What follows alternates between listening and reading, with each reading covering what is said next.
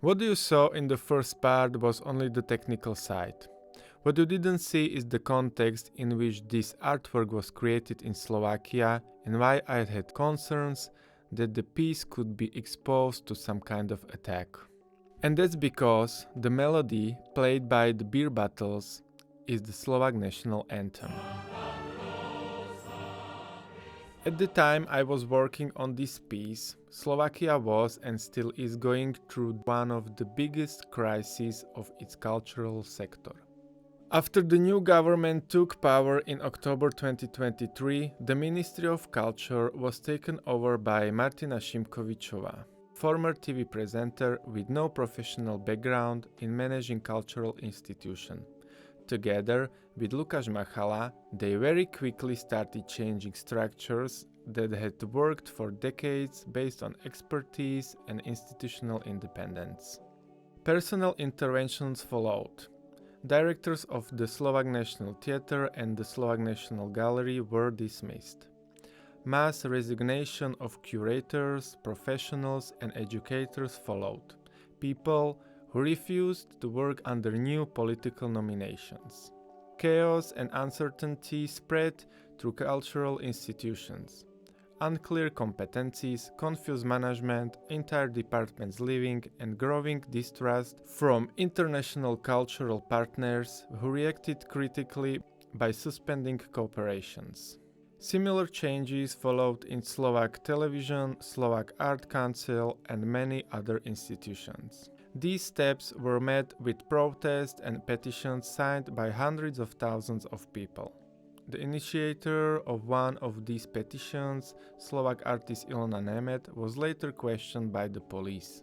Platforms like Open Culture and Free Slovak National Gallery were formed, and the cultural strike began, with various forms of protest in front of the Ministry of Culture, the Slovak National Gallery, and other regular actions. These were initiated by cultural workers and artists trying to point out the systematic dismantling of the cultural sector.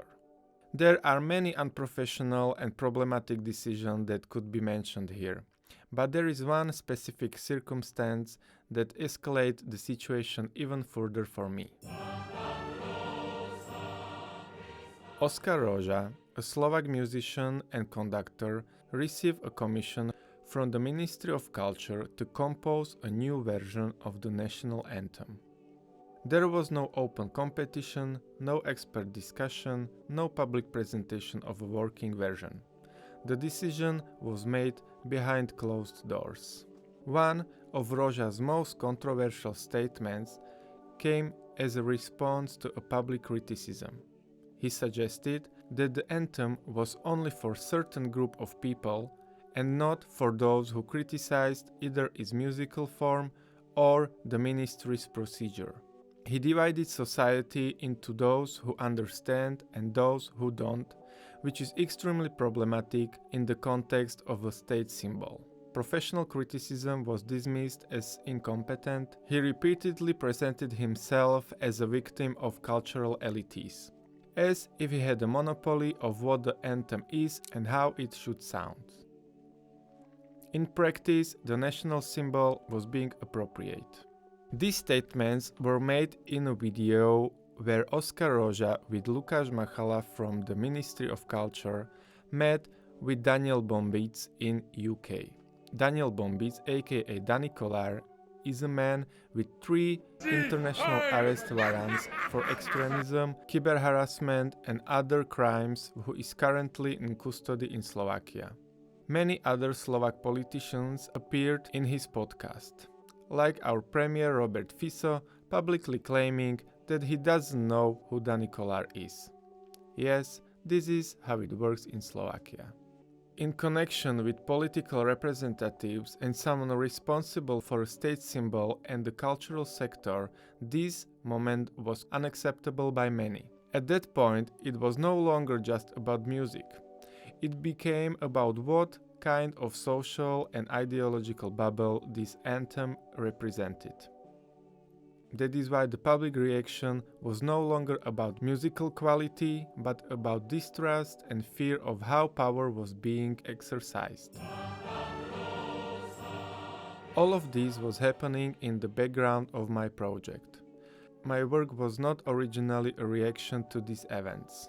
Originally, it was a reflection on general national stereotypes, on what connects us as a society and what divides us, on a polarized and mutually frustrated society balancing between pride in its identity and confrontation with its own darker sides.